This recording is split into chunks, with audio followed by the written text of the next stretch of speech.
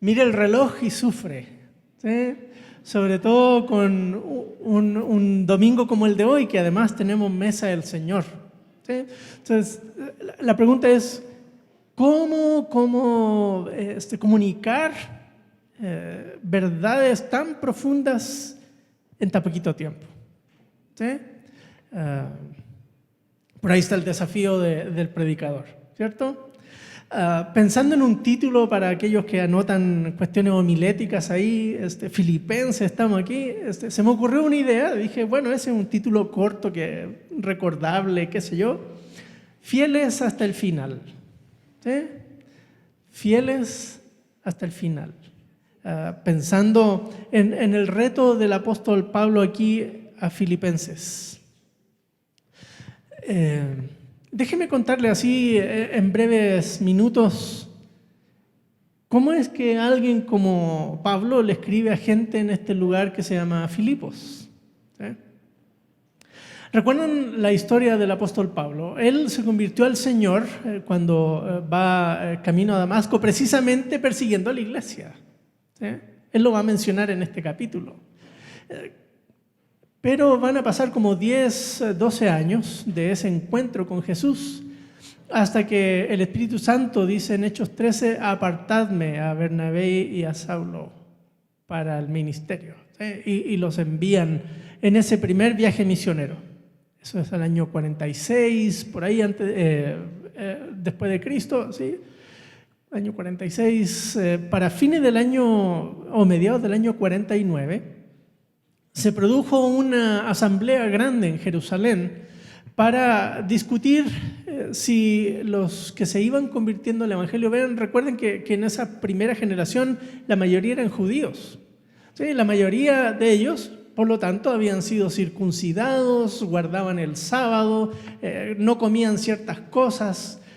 Los que vivían en Jerusalén todavía iban al templo. ¿Sí? De hecho, Hechos nos cuenta, ¿no? que se reunían en el templo a orar. Ese era el grupo de creyentes al principio, todos judíos. Pero a medida que se fueron convirtiendo gentiles, particularmente en el ministerio de Pablo, entró la duda de ¿será que estas personas no judías tienen que ser como nosotros para ser verdaderos discípulos de Jesús? O sea, ¿tienen que circuncidarse? ¿Tienen que guardar las fiestas que nosotros guardamos? ¿Tienen que guardar las dietas que nosotros guardamos? Buenas preguntas, ¿no?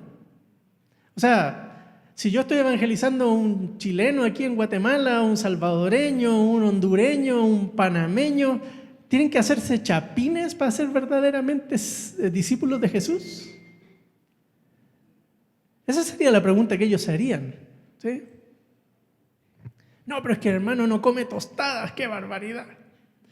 Y ni mira los chuchitos. Bueno, imagínense la reacción de los judíos a las personas. Miren la cara que hace cuando uno mete la champurrada en el café. Ese tipo de cosas, ¿no? ¿Sí? Generaría tensión.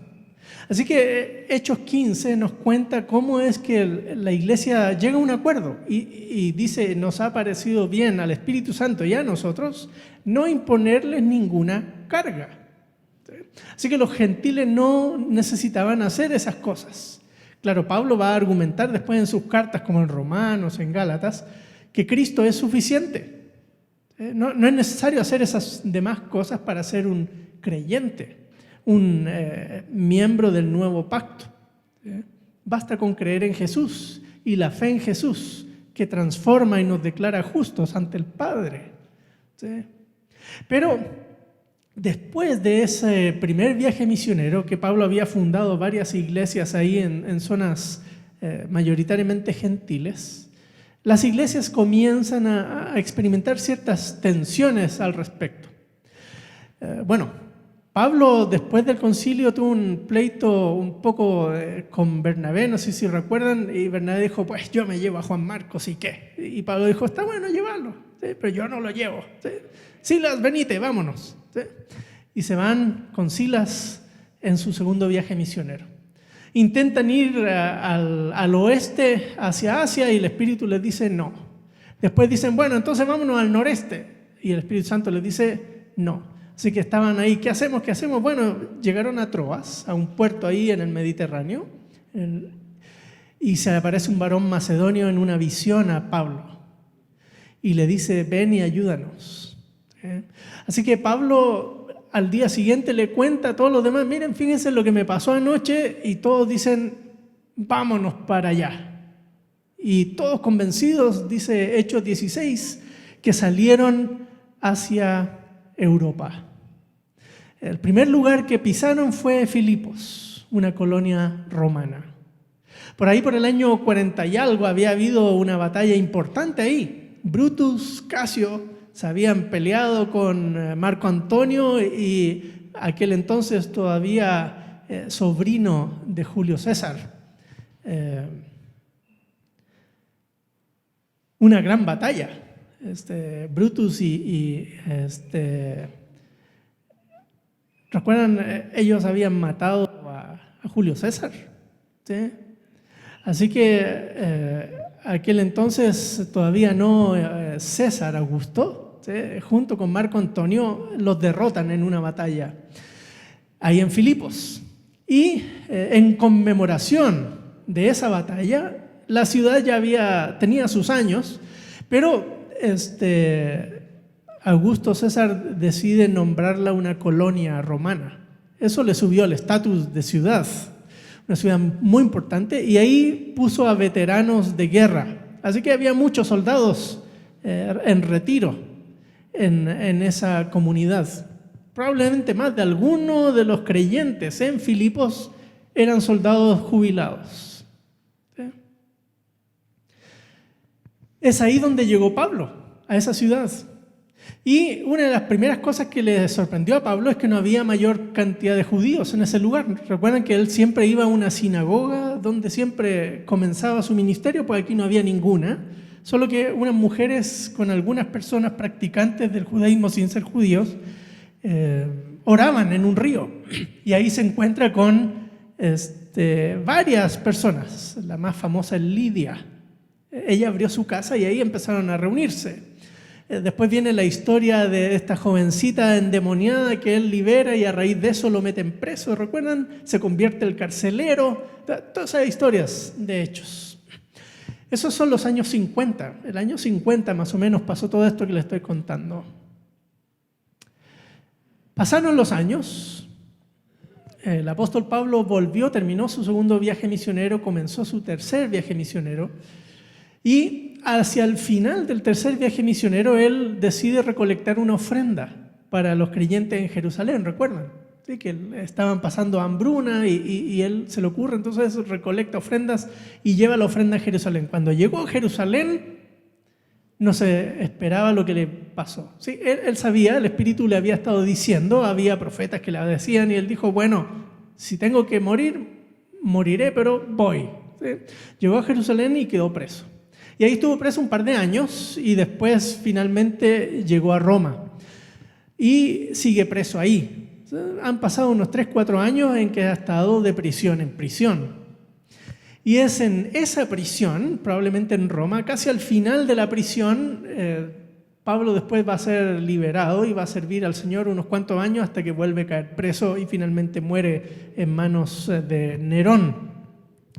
Pero al final casi de este primer encarcelamiento es que escribe esta carta a los filipenses. Los hermanos de Filipos desde el mero día que se conocieron con Pablo han sido muy generosos y lo han ayudado una y otra vez. Así que Pablo le escribe esta carta para darle las gracias por esas ofrendas y ese cuidado que ellos han tenido con él. Es una bonita iglesia, una iglesia no sé qué tan grande sería. Filipos tenía como unos 10.000 habitantes, así que no sé qué tan grande sería la iglesia. Pero es una iglesia muy querida por Pablo, muy agradecidos los hermanos y Pablo muy contento con ellos. Pero hay algunas cosas que le preocupan a Pablo. Por ejemplo, una de ellas en el capítulo 1, él dice, miren cómo son las cosas. Yo ahora aquí estoy preso y algunos, aprovechando que estoy preso, se ponen a evangelizar. Y Pablo dice, bueno, ¿qué vamos a hacer? Al final lo que importa es que Cristo sea glorificado y eso me causa gozo a mí. ¿Sí? Así que aunque yo estoy sufriendo, me gozo en el Señor. Y también los hermanos de Filipos están experimentando un poco de esa hostilidad. No de judíos, porque casi no había, sino de su misma comunidad. Experiencia de hostilidad, porque ahora ya no creen en los dioses que los demás creen. Creen en Dios y en Jesús, y eso ocasiona algo de hostilidad. Por eso al final del capítulo 1 Pablo les dice: hermano, ustedes están experimentando ese sufrimiento que también yo experimento, ¿sí?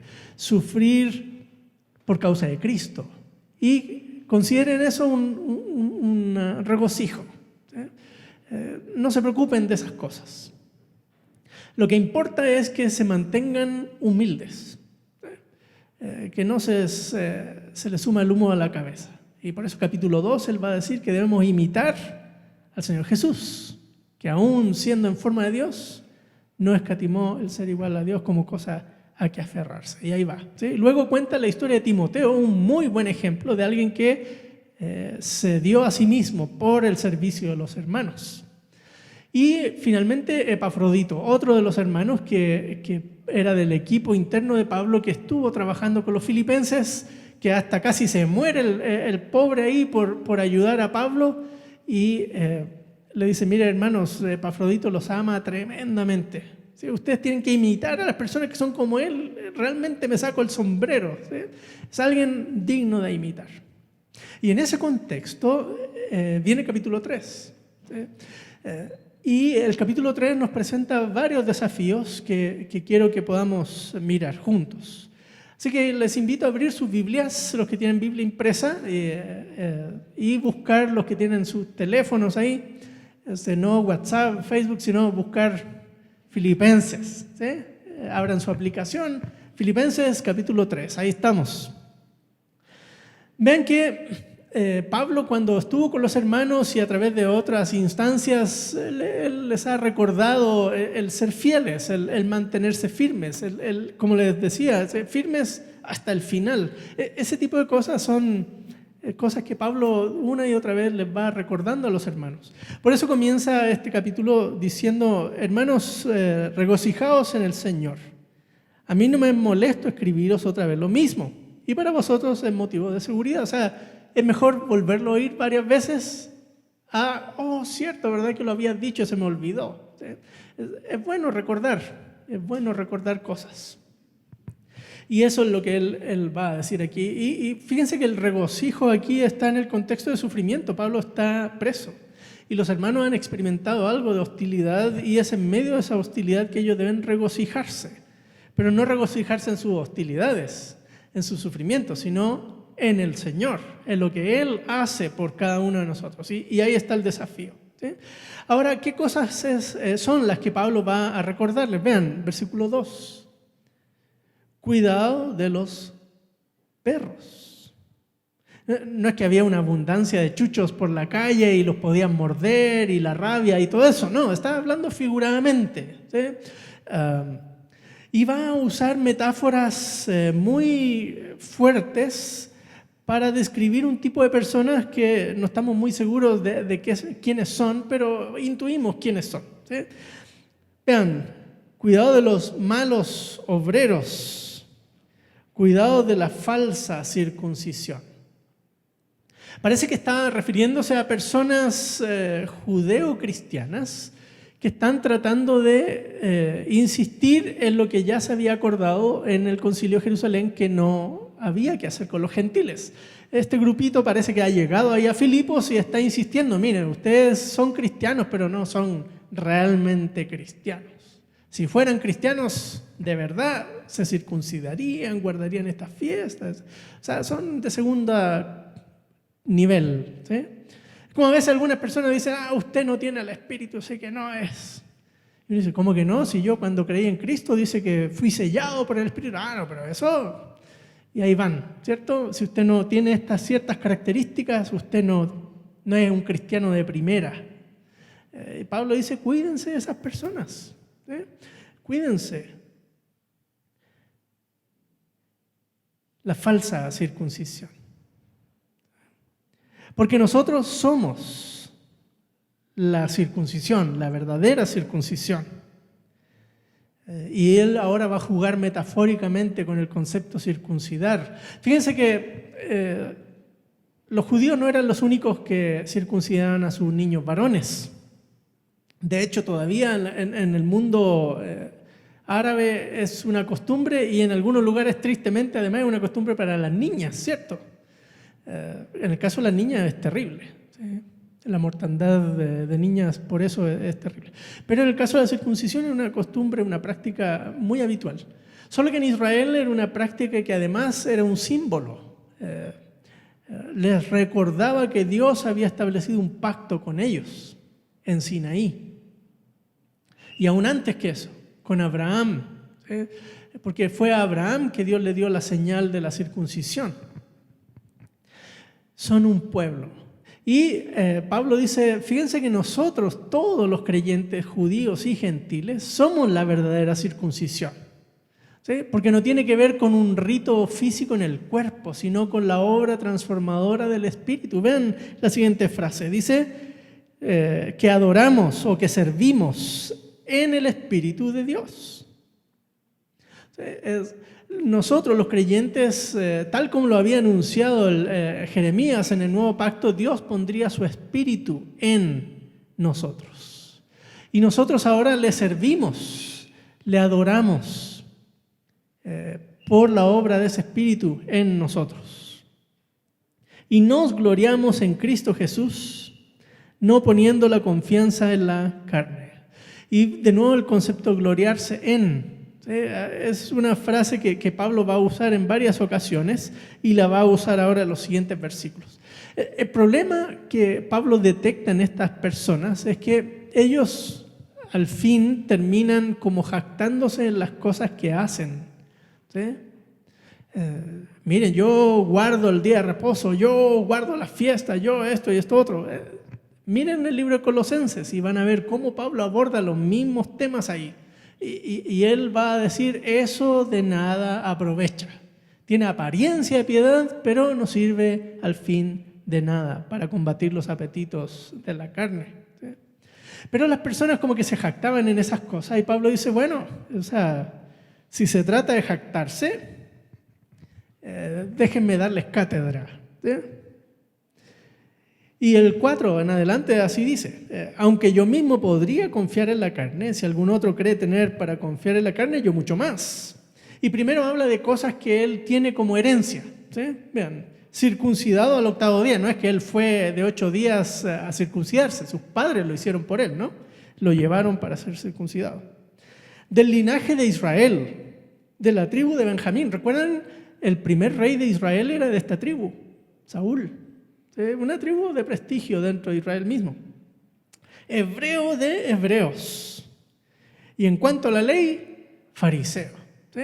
Los fariseos eran personas de mucho respeto en el mundo judío, los tenían en muy alta estima, porque eran como un estándar de espiritualidad más allá que lo que el común de la gente podría tener.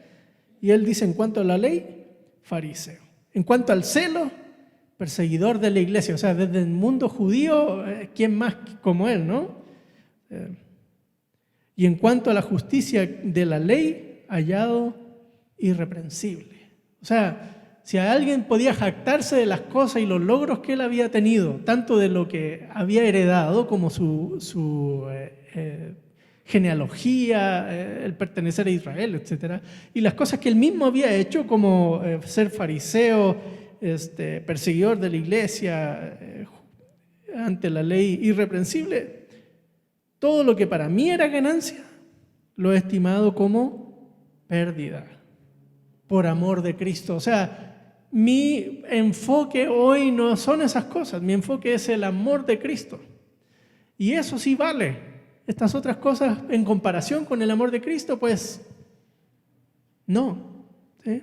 Incluso en el versículo 8 dice, aún más yo estimo como pérdida todas las cosas en vista del incomparable valor de conocer al Mesías, Jesús, mi Señor. ¿Sí? Por quien lo he perdido todo y lo considero como basura, o como dicen en otras versiones, como estiércol, a fin de ganar a Cristo. Es que al fin el asunto no se trata de nuestros méritos, de las cosas que nosotros logramos, ¿cierto? Sino de Cristo, de buscar al Señor, de conocerlo, de amarlo más. Y fíjense que aquí dice que el incomparable valor, o sea, comparado con estas otras cosas, son totalmente insignificantes. Lo que realmente vale es conocer al Mesías, Jesús, mi Señor. Y quiero leerles una cita aquí que me encantó, de mi mentor, el Dr. Grant Osborne. Él dice así, en su comentario de Filipenses: además de conocerlo como mi amigo y hermano respecto al Señor Jesús, ¿no? De conocerlo como mi amigo y mi hermano, también aprendo a confiar en Él como Señor soberano sobre cada parte de mi vida, sabiendo que Él me ama y tiene control sobre cada aspecto de mi existencia. Lo repito, ¿sí? Además de conocerlo como mi amigo y hermano, también aprendo a confiar en Él como Señor soberano sobre cada parte de mi vida, sabiendo que Él me ama y tiene control sobre cada aspecto de mi existencia. Y claro, ese conocimiento de Jesús nos lleva toda la vida. Es que uno puede tener aquí en la cabeza, decir, sí, Jesús es el Señor, como dice Romano, ¿no? Si confesares con tu boca que Jesús es el Señor, ¿sí? Pero ¿qué significa confesar cuando mi mamá está mal en el hospital y no sé si va a vivir? ¿Sí? Ya empezaron las clases y no sé de dónde sacar dinero para pagar la cuota del colegio. ¿Sí? ¿Qué significa que Jesús es mi Señor? ¿Sí? Es en esas circunstancias de la vida donde aflora si realmente Jesús es o no mi Señor. Y eso es lo que Pablo está diciendo aquí, ¿sí? Por eso es una búsqueda de toda la vida, ¿sí? Es un conocer más y más y más al Señor Jesús como nuestro Señor, experimentar eso día a día. Y por eso él dice que él considera todo como perdido, ¿sí? Como basura, con el propósito de ganar a Cristo. No es que él no es cristiano y recién va a aceptar a Cristo, ¿sí? Sino él mira esta dimensión gigantesca de qué significa conocer a Jesús como el Señor de nuestras vidas. Es una tarea de toda la vida, ¿sí? Y por eso esa tarea estamos hoy en ese camino de peregrinación que culminará en un futuro, cuando el Señor vuelva por nosotros, ¿sí? Y por eso Él dice, y ser hallado en Él, no teniendo mi propia justicia, versículo 9, derivada de la ley, sino que la que es por fe en Cristo Jesús, la justicia que procede de Dios sobre la base de la fe. Y ahí está el secreto de la victoria de los creyentes, ¿sí? ¿Cuántos de los que estamos aquí hemos dicho alguna vez en nuestra vida, creo en Jesús como mi Salvador? ¿Cuántos? ¿Sí? Ese momento no es un instante, es el cada día. Cada vez que nos levantamos y respiramos, recordamos que Jesús es nuestro Salvador. Y es un día a día, ¿sí? Es con la esperanza, ¿no es cierto?, de estar cuando Dios, el Señor nuestro Señor Jesucristo, vuelva otra vez, nos halle fieles, nos halle aferrados a Él, nos halle queriendo conocerle más. Conocerle a Él, vean en estas dimensiones, versículo 10, en el poder de su resurrección y la participación en sus padecimientos, llegando a ser como Él en su muerte. Esto es Pablo en la cárcel. Pablo no sabe al fin y al cabo si va a salir vivo. De hecho, en el capítulo 1 decía, pues no sé qué hacer, porque morir me es mejor, porque es ganancia, ¿sí? Estaría con el Señor, pero sé que necesito estar con ustedes porque ustedes necesitan que yo siga siendo ministro de ustedes, ¿sí? Pero estoy en esa tensión, dice Pablo. Pero aquí él lo dice de una manera muy bonita, ¿no? Llegando a ser como Él en la muerte, a fin de llegar a la resurrección de los muertos. Es que no sabemos el camino hacia adelante. Sabemos que el Señor vendrá. Algunos de nosotros partiremos antes de eso, pero aun cuando partamos antes, sabemos que vamos a resucitar. Amén. Y estaremos con el Señor para siempre. Y ese poder de la resurrección, tanto la que resucitó al Señor como la que nos va a resucitar en el día postrero, es la que nos mueve el día de hoy, cada día, para conocer con más poder, con más fuerza al Señor Jesús, como el Mesías, como nuestro Señor, como nuestro Salvador. Y Pablo, uno dice, pero es que Pablo, wow, un hombre de gran estatura espiritual y qué sé yo. Vean cómo dice en el versículo 12, no que ya lo haya alcanzado o que ya haya llegado a ser perfecto, sino que sigo adelante a fin de poder alcanzar aquello para lo cual también fui alcanzado por Cristo Jesús. ¿Sí? El Señor, y Filipenses comienza así, el que comenzó en vosotros la buena obra, la perfeccionará hasta el día de Cristo. ¿Sí? No es que nos miramos al espejo y uno dice, wow, qué perfección del Señor está aquí al frente del espejo. ¿Sí? Estamos en nuestras propias imperfecciones y luchas, ¿sí? Pero conscientes de ese poder transformador de Dios en nosotros. Y eso es lo que Pablo está haciendo aquí. Vean cómo giró de cuídense de estas personas con esta falsa enseñanza, que se glorían en lo equivocado, y se puso a hablar de él, de cómo es su lucha, de las cosas que ha tenido que hacer, y sigue consciente de esa escalada permanente, de ser cada vez más conocedor del Señor. Y en el 13 insiste, hermanos míos, no considero haberlo ya alcanzado, pero una cosa hago, olvidando lo que queda atrás, extendiéndome a lo que está delante, prosigo a la meta para obtener el premio del supremo llamamiento de Dios en Cristo Jesús. Eso es tener las cosas claras, ¿cierto? No es como dice el hermano Ricardo Arjona, ¿sí? Que creer que estar vivo es porque tiene un carnet electoral y qué sé yo, ¿sí? No, eso no es vivir con propósito, ¿sí? Uno sabe que tiene propósito cuando dice el Señor Jesucristo vendrá, ¿sí? Y eso me da esperanza para enfrentar mi día a día, para ser mejor cada día, porque el Señor es lo mejor. Y conocerlo de manera tal que podamos disfrutar y conocer a más profundidad su amor. Por eso Él dice, prosigo a la meta, porque sabe que cuando el Señor venga nos glorificará, completará ese proceso que comenzó un buen día. ¿Sí? Como dice Filipenses 1:6, ¿sí? El Señor va a obrar. Y Pablo es tan sencillo, tan humilde, que él no es el único que está en ese proceso. Por eso el 15 dice así, que todos los que somos perfectos. Bueno, él dice que no era perfecto y ahora dice que es perfecto. ¿Qué pasó con Pablo? ¿Sí? Claro, él está jugando con un concepto que es relativo, ¿sí? La perfección o la madurez cristiana es algo permanente, en búsqueda permanente. Pero claro, uno como creyente maduro en Cristo puede animar y ser ejemplo de otros creyentes.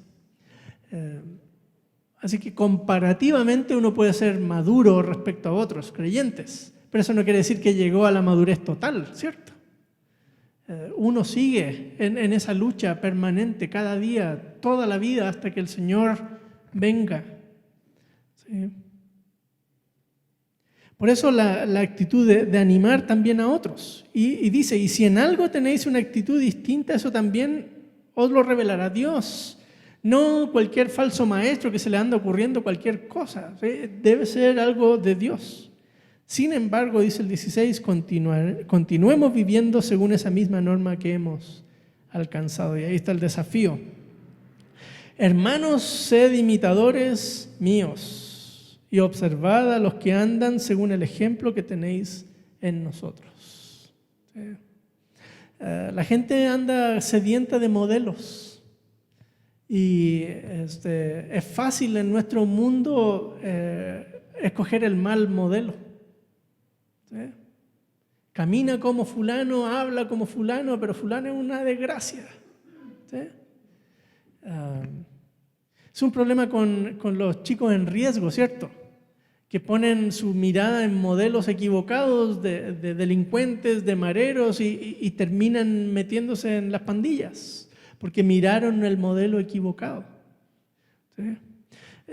¿Cuántos de nosotros podríamos decir como Pablo? ¿Sí? Imítenme a mí.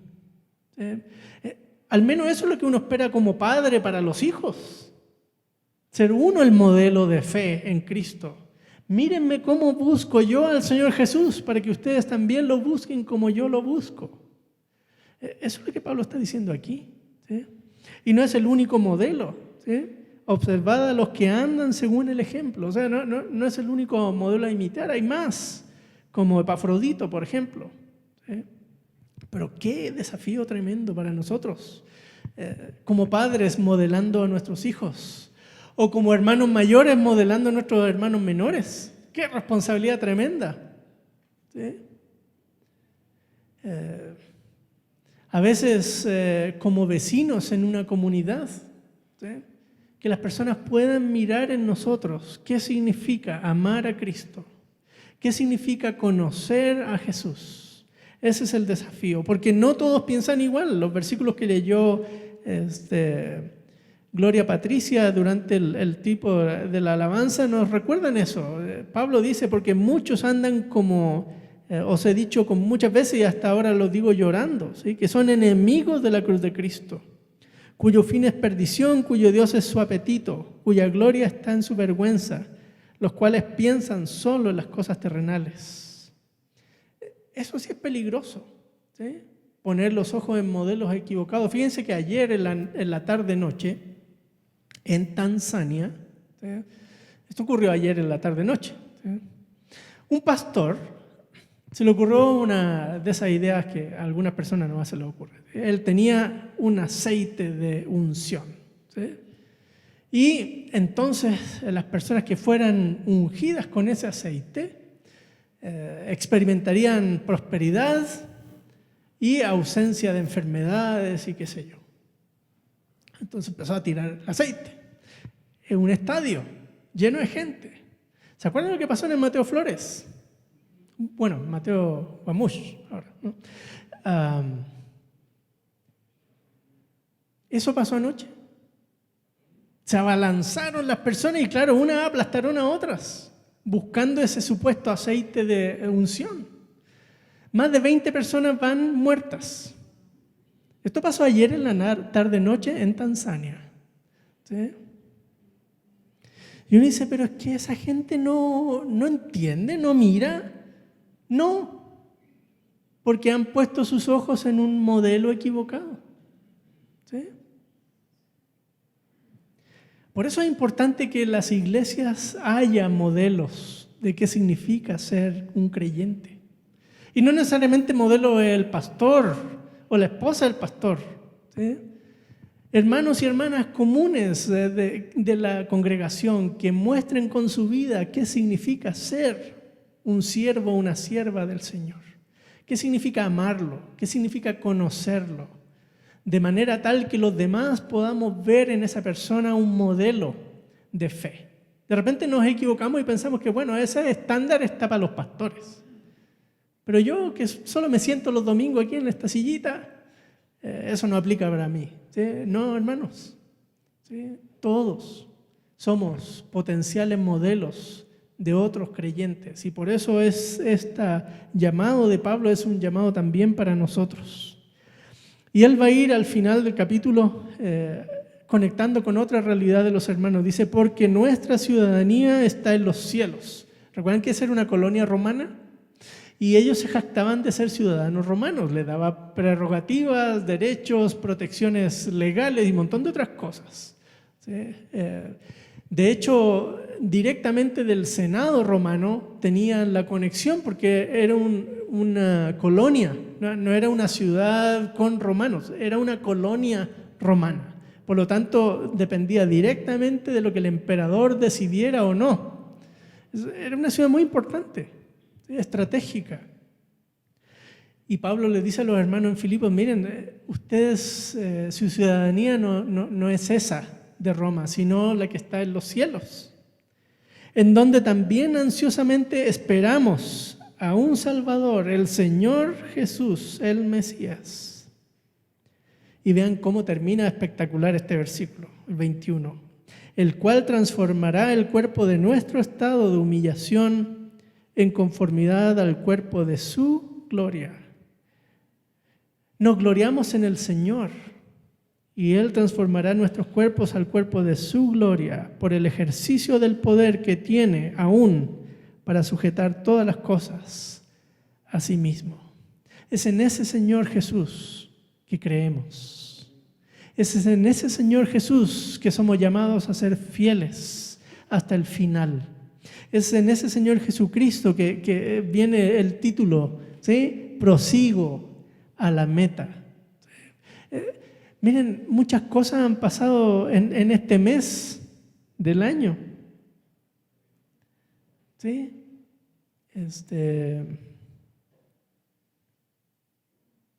A veces nos hemos puesto metas personales, no sé cuántas de esas ya las dejaron de cumplir, no sé si gastaron de gusto la membresía en el gimnasio, ese tipo de cosas. ¿Sí?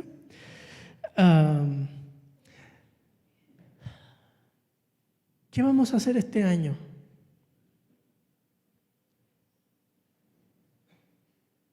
El apóstol Pablo nos invita a ponernos en sintonía fina, a mirar con esperanza que nuestro Señor viene. Sin duda una tentación grande podría surgir de alejarnos de la fe, de seguir modelos equivocados. Yo no quisiera que eso pasara.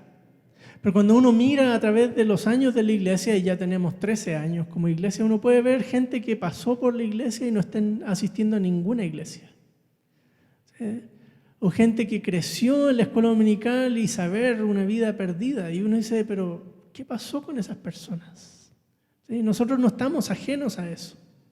Por eso el desafío de esta mañana para todos nosotros sigue siendo el mismo. ¿Sí? Seamos fieles hasta el final. Prosigamos a esa meta.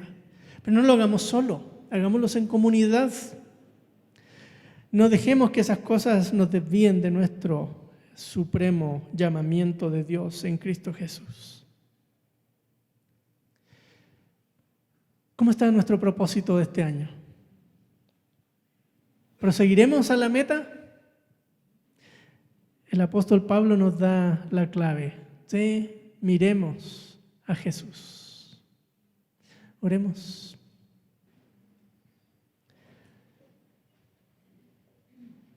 Señor, viene a mi mente un canto que dice que nos hallen, que hemos sido fieles, que nos puedan recordar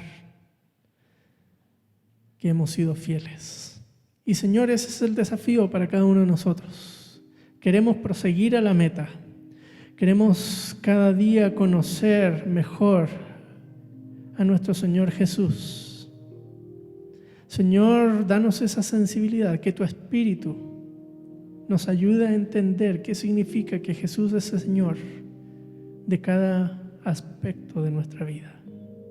Que es Señor de nuestra vida individual, de nuestra vida en comunidad, de nuestro rol como padres, de nuestra función como empresarios o como trabajadores, de nuestra función como arquitectos, mecánicos, ingenieros, médicos. Señor, que esa meta de conocer a nuestro Señor, quien se dio por nosotros y que resucitó al tercer día y que volverá por nosotros, guíe nuestra conducta, nuestra cercanía contigo. En Cristo Jesús. Amén. Que el Señor les bendiga.